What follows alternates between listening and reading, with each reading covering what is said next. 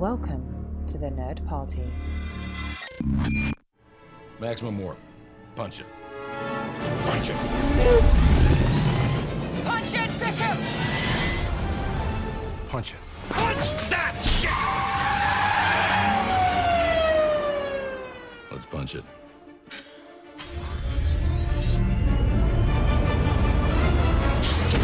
Hello, everybody. Welcome to Punch It, episode 79. My name is Charlene Schmidt, and at long last, my co-host is... Tristan Riddell. We're back! It's good to be back, and it's good to be together. That's the most important thing. Absolutely. It feels honestly like it's been forever. I had to take a break, then you took a break, and even though you had a little bit of a pit stop in LA, we got to do dinner one night a couple of weeks ago. I feel like I have not seen you in ages, sir. So I'm so happy and excited right now to be recording with you. I feel like, yes, it's time. I'm itching. Let's get back to it again.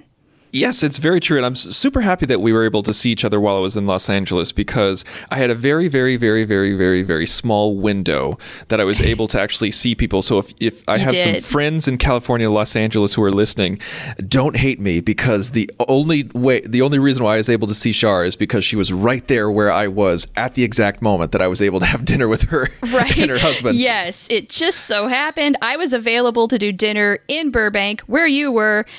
Made it happen, and it wasn't even 2 hours, it was maybe an hour and 10 minutes. But we took that time, and I'm so glad that we did. Me too, and it's funny because there's a lot of co-hosts out there in the world of podcasting who do what we do and record remotely.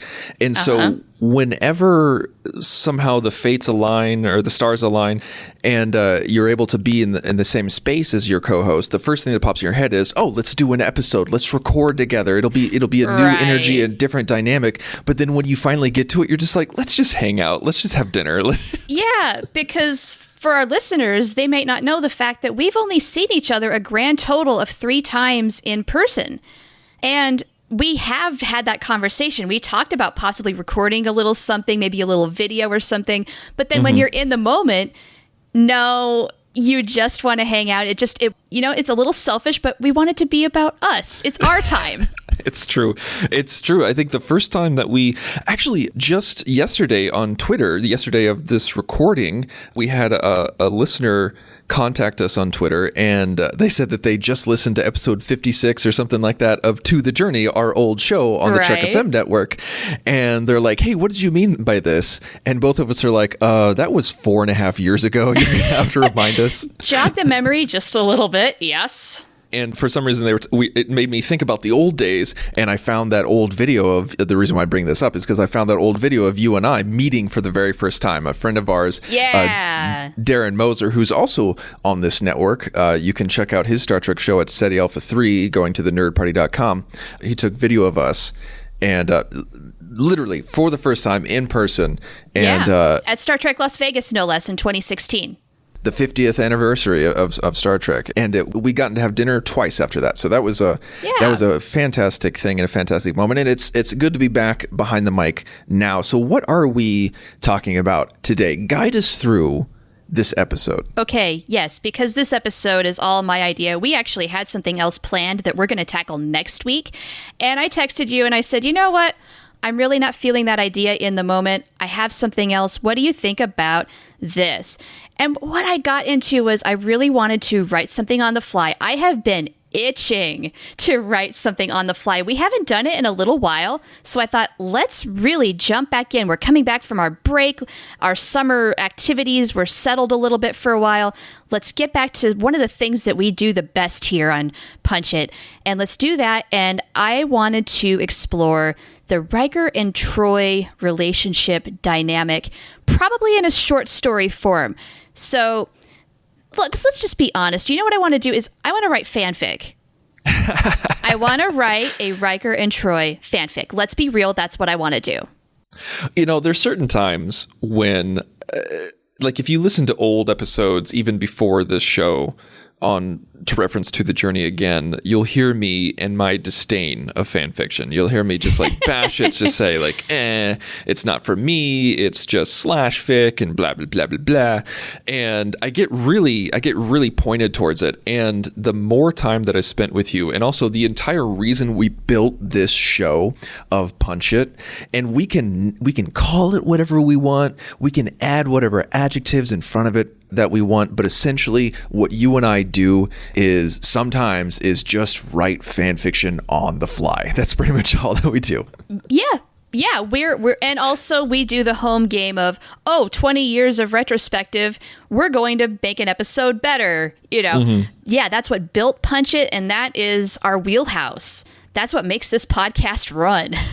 So it's taken me like 5 years or 7 years to get on board, but I finally accepted it that's what we do.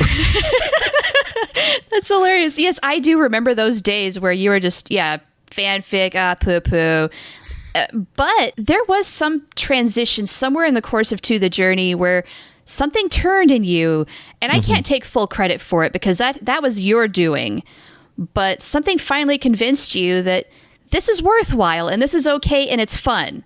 And you know what? Fanfic is just a celebration of something that you love. Really. It really is. It really is. And, like I never badmouth, and I'm not saying you were saying this, but like I never badmouth fan fiction writers. I never tried to disrespect them or what they did. I just kind of emphasized that it wasn't, it wasn't for me. But I really think that what turned me onto it was the collaborative nature that you and I have with this show. Is that like it's so much fun, just you and I bouncing ideas off of each other. Because I feel like if it was just me eternally, like I wouldn't have that much fun with fan fiction, but sharing it with you is what made it fun and what made me want to do my own, and why I wrote my own story, and then I did the audiobook with my wife, and that was another collaborative thing. And I think that's the key and that's the beauty of the nerd community as well as podcasting and well as fan fiction for me personally, is the collaborative aspect of it. Oh, no doubt. I mean, the fanfic community, it's been alive and well for decades in Star Trek. I mean, I'm pretty sure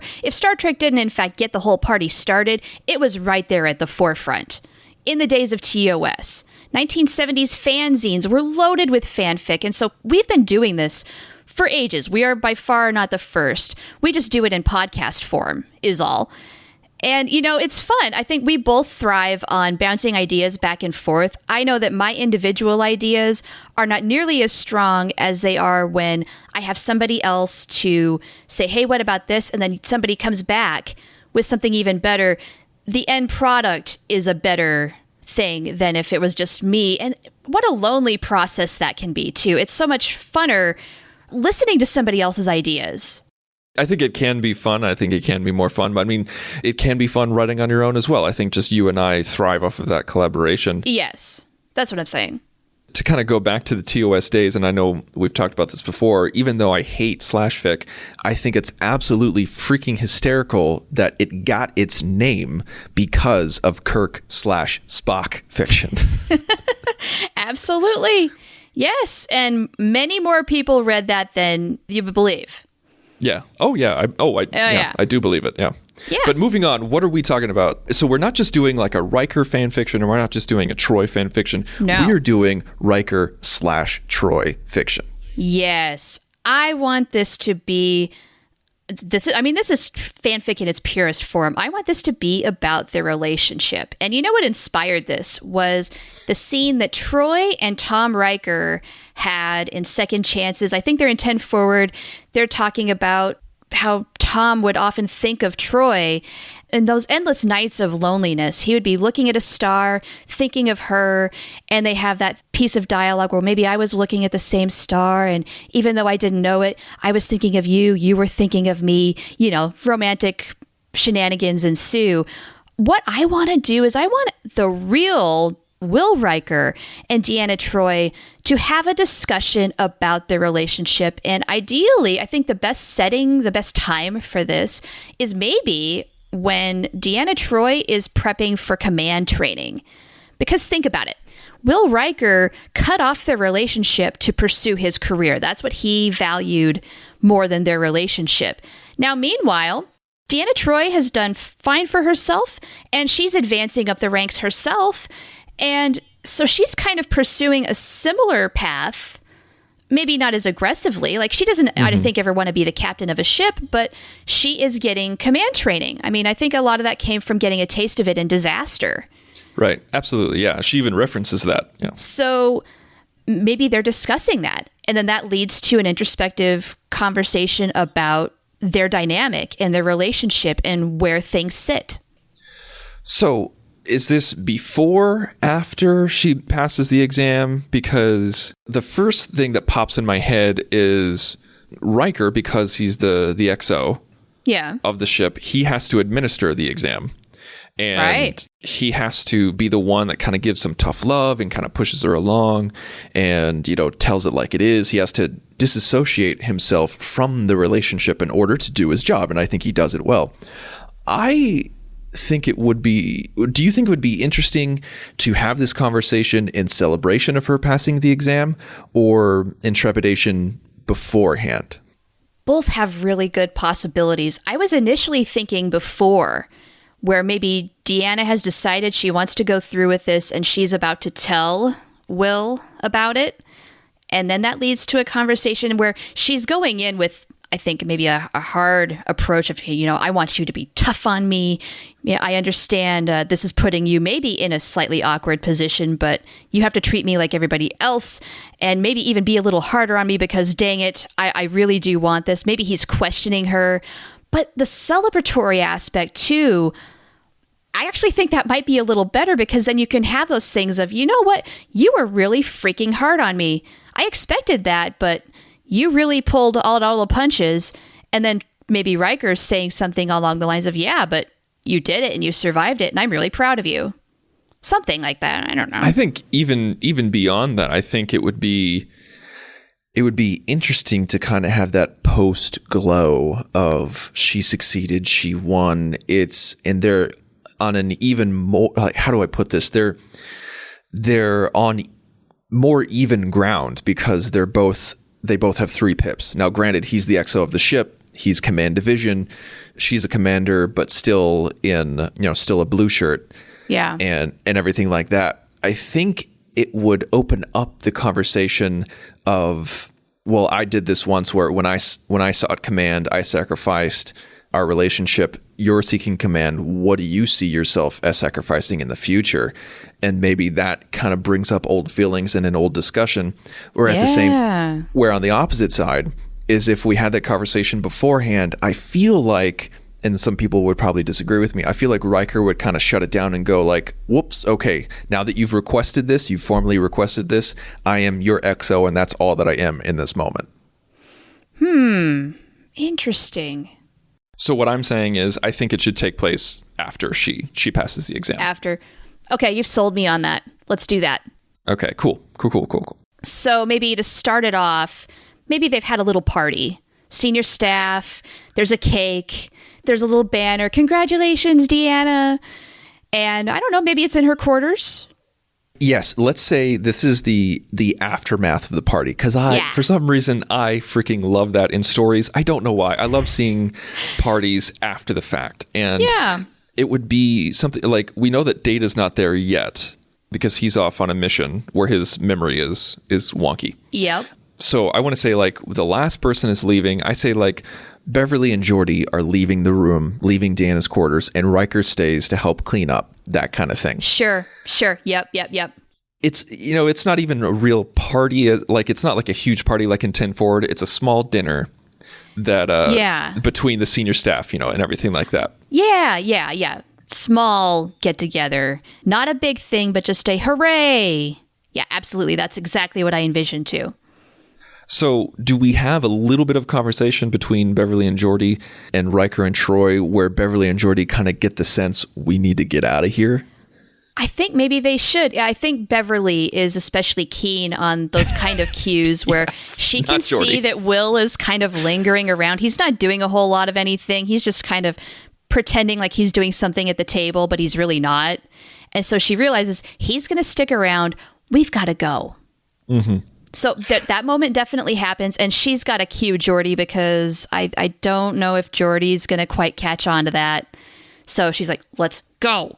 I was thinking the exact same thing where Geordi is just, he's not dumb, but he's just a little oblivious sometimes. Yeah. He doesn't always catch the cues, especially with women and everything like that. And so like maybe that translates here and there, where even though Geordi is a guide for Data, maybe Beverly can be a guide for Geordi. I mean, Geordi is not dumb, but sometimes he does miss out on social cues. It's not his strength by any means. Yeah, exactly. So like Riker's throwing down some real thick hints here.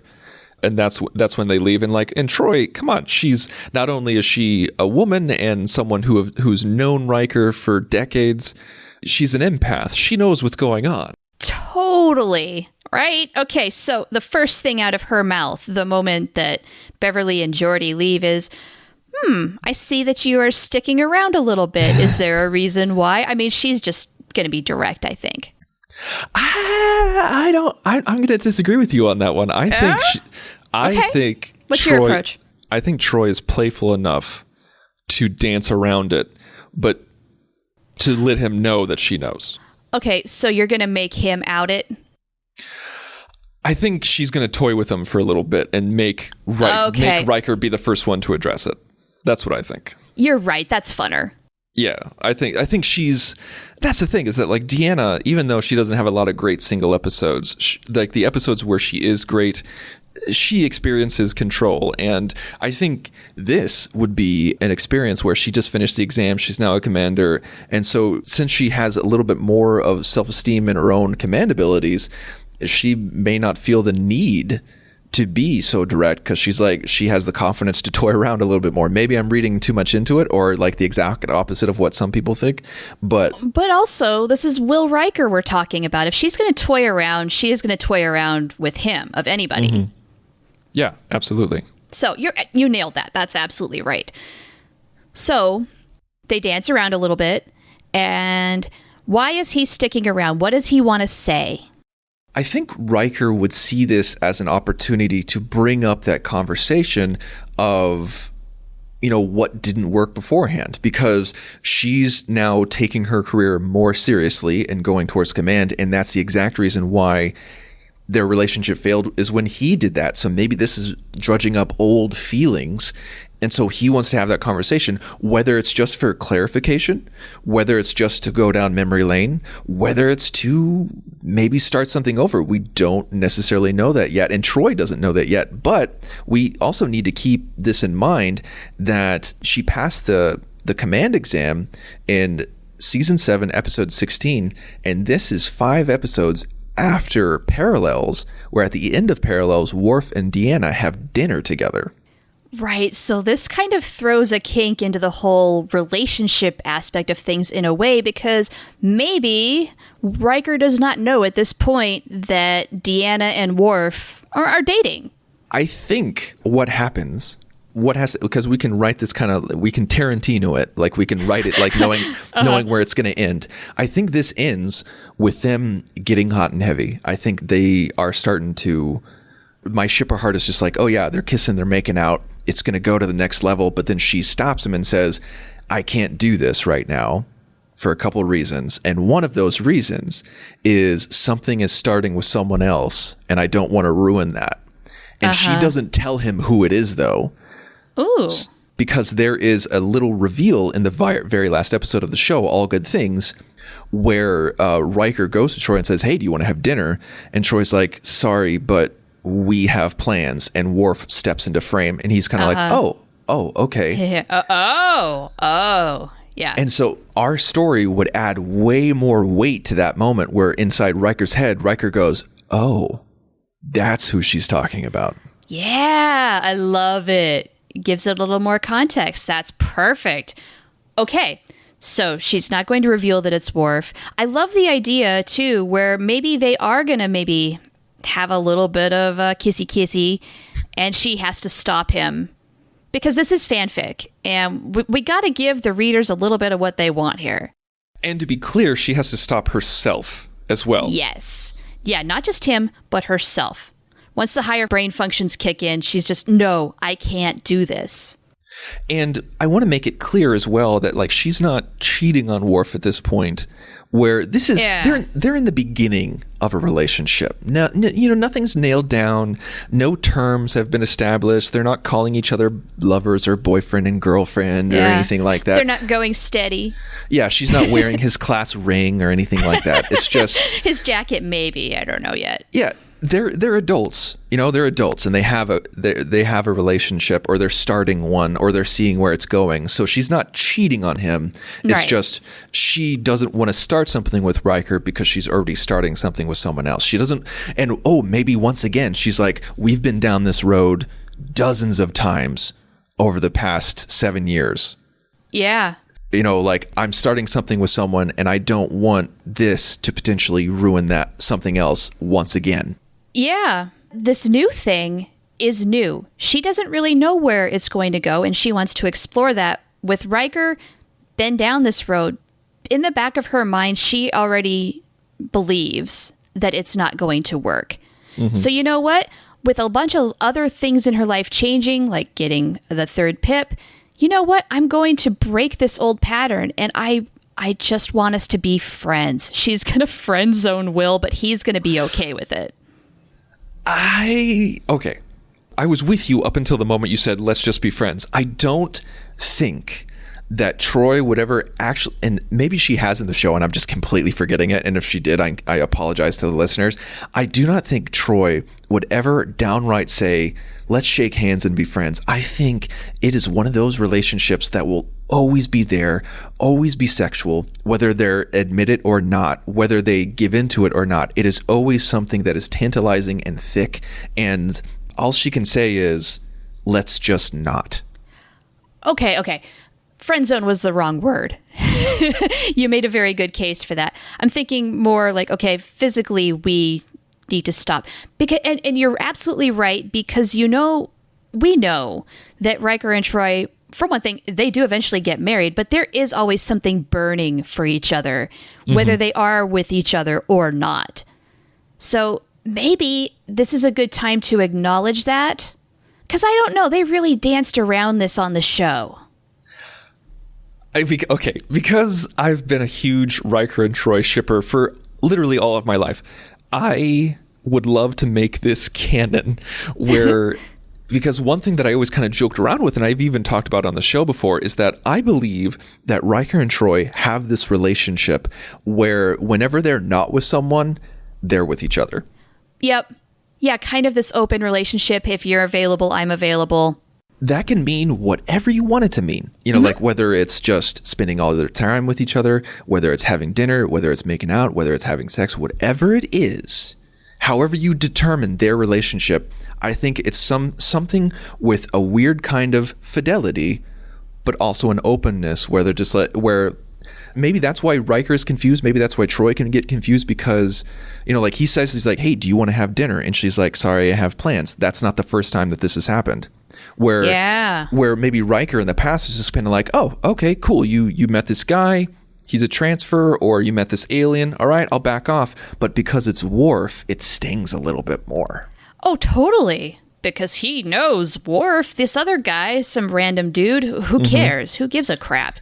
So in this conversation, I would love for it to come out into the open and a surprise to the audience where they finally admit, yeah, for the past 7 years, yeah, this has happened. We've allowed this to happen, and not in any kind of like vulgar terms, but like people are like, oh, so that's how it is. Right. Okay. And so are they deciding to not do this anymore? Are they tired of it? In order to make this conversation not just another conversation, I think it has to have some sort of pseudo finality to it. Now, as you said before, we all know that they're going to get together again in the future. They're going to get married. They're going to flirt during Insurrection and everything like that. So I think it needs to have some sort of like, maybe not like because so few couples actually do this where they say, we're done. This is it. We're not moving forward with any of this. I think Troi has to pull the whole not right now card, which a lot of people do. Okay. You know what I think the end result of this conversation is, and maybe this will help us get there, is I really want them to mutually say to each other, look, I love you. I have always loved you. But at the same time, there's such mutual respect there that when Troi says, I don't want to do this anymore, it's okay. Yeah. And Will, he understands, and there's still that admiration there. It's just they're stopping one aspect of the relationship. A lot of other things are still going to be the same. So maybe he says something along the lines like, once we get to that ending when he's like, okay, when I ask you out to dinner in the future, it'll just be for dinner. Or something to that effect. Yeah, with definition. Yeah, you got to have that differential. It's not just dinner. It's like date dinner. Right. Yeah. And I think that would be good. And I like the idea of like, you know, they love each other and they respect each other so much. But I would love for them to have a very open and honest and emotional conversation where they break down and they recognize, like, they mourn the death of what they could be, but at the same time they recognize that they need to grow and move forward. Oh, totally. Yes. This is what I was thinking. This is where this story could and should go. I really want them to look back and look at all those missed opportunities they may or may not have had, how their lives might have been different had they made different decisions, and then realize, hey, look, the people that we are here for a reason. And all the while, though, we have had each other. We're better off for it. One aspect that I'd love to bring up is Thomas Riker. Okay. And I would love to have, you know, Will say, I kind of feel like Will wants this a little bit more than Troi does. I'm kind of getting that vibe from the story that you and I are creating. Mm-hmm. And I would love for him to say something to the effect of, why can't we try this again for real? Where maybe he goes into this conversation, he goes into this after party thinking, okay, maybe now is the time. Maybe now is the time we do this for real. Not just dinner dates, not just an open relationship, but something where it's you and me trying to get it to work, and now is the time.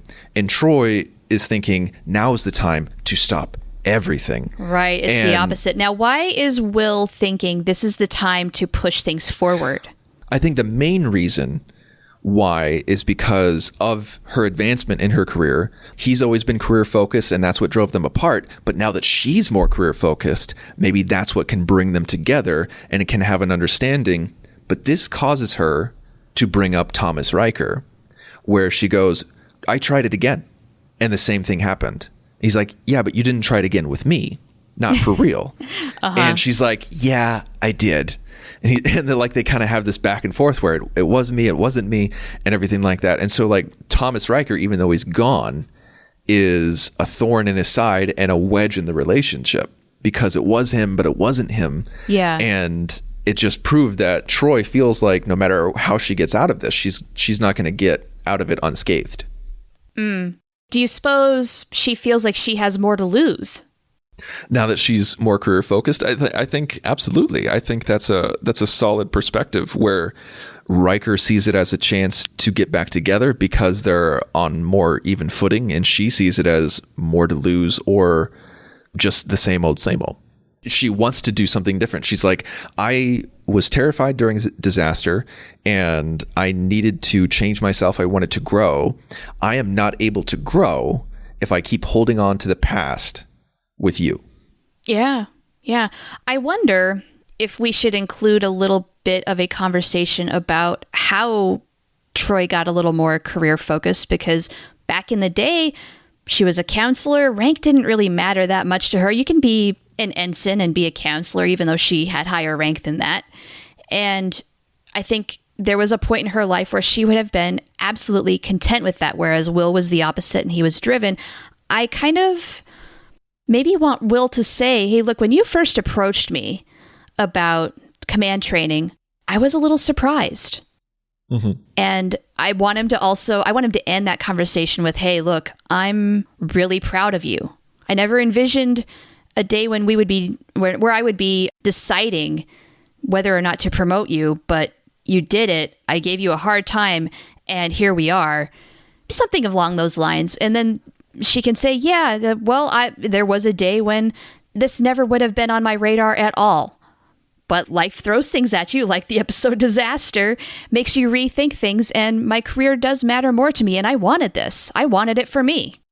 I think part of this conversation needs to have that, because I think we need to show that Riker is indeed proud of her and also supports her, and she needs to recognize without his support, she wouldn't have been able to do it. And yeah, like I kind of want her to be grateful for whatever work he did and helping her along. Like I can't say he was maybe a mentor to her, because he was the one who had to kind of crack the whip and make life difficult for her. But I think she recognizes that and appreciates the fact that he did make it difficult. He made it a challenge. Yeah, and it needed to be, and I think that's a good conversation to have, and it shows that Riker sees Troi as not just someone that he wants to be romantic with, but someone that he respects, and a friend and a colleague, and somebody he has history with. And so we need that, so it's not just this weird, like, Riker begging for love. Yeah, okay, yeah, because that's showing he has respect for her as an officer, not just as a friend, not just as a lover. Right. This needs to be a complex and messy and odd and beautiful and flawed relationship all in one conversation. Oh, and it so is. That is their relationship, messy. And I think I see this as an in real time either episode or novella or short story or whatever it is. I want to see it in real time where Beverly and Geordi leave. We see the entire conversation from beginning to end, and I feel like it's like a play where everything opens up and it's just two people talking on stage, and we have a beginning, middle, and end. And maybe there's good times, there's laughter, there's reminiscing, there's love and lust, and then there's anger, and then there's rejection, and then finally acceptance. Yeah. And moving forward. Now, should we conclude the whole thing with an epilogue where maybe Beverly was reading into the situation a little too much? She sees Deanna the following day. So, you and Will? Yes? No? And Deanna say, no, I'm dating Worf. No, I don't think so. I don't think we need that. Okay. Because I like the idea of it just taking place in her quarters in real time. The main focus is Riker and Troi, and I'd love it to end with Riker and Troi. I want to see Riker leave her quarters, and she's just standing there by herself, and that's the end of it. All right, fair enough. We can end there. I mean, that's good too. I'm just saying, for bookend symmetry. I get the bookends, but I don't like the time jump. Okay, fine. We can end it there. We can end it on a heavy emotional note. That's good too. Okay, well, I think that's, in a nutshell, the very sketchy details of this story. I think so. I think we definitely went out of order. We kind of jumped all over the place, and it wouldn't be a Punch It episode if we didn't jump all over the place. Yeah. We Tarantino'd this pretty hard. But that's okay. We said we were going to. So we want you guys to let us know, what do you think of this short story that we made? Do you think it was good to be in real time? Do you think it was good for them to have this conversation? Did we go too far? Did we not go far enough? What should we call it? Does anybody out there want to write it? Because if you want this idea, by all means, hey, the fanfic community, collaborative effort, speaking of which, by all means, write this out. Please do. You know what? Let us know if you do. And if we get a great script, maybe we'll turn it into an audio play. Ooh, that would be fun. But how you can do that, how you can let us know, is by going to thenerdparty.com/contact, select Punch It from the drop-down menu and fill out the form. It'll send us an email. You can also find us on Facebook at facebook.com/thenerdparty. You can find us on Twitter at @joinnerdparty. You can find me personally on Twitter at @theinsanerobin. You can find me at @ohtheprofanity. And please, by all means, let's talk fanfic. And also, if you have not yet, please go to iTunes, give us a review. If you give us a 5-star review, let us know, and we'll mention you on the show. So now next week, Char, do you want to tell them what we're doing next week? Well, I'm going to give a little bit of a teaser, but I don't want to give it all away. We are going to rewrite an episode of Star Trek that is pretty notoriously considered bad. This, once again, violates our typical rule of rewriting episodes that need just a little bit of love. No, we're branching out. We're going here. We're going to rewrite an episode that's just so bad that we have to make it legit.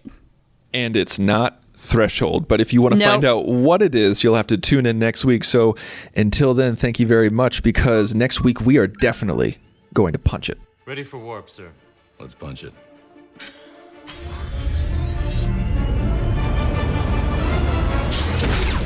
Join the revolution. Join the Nerd Party.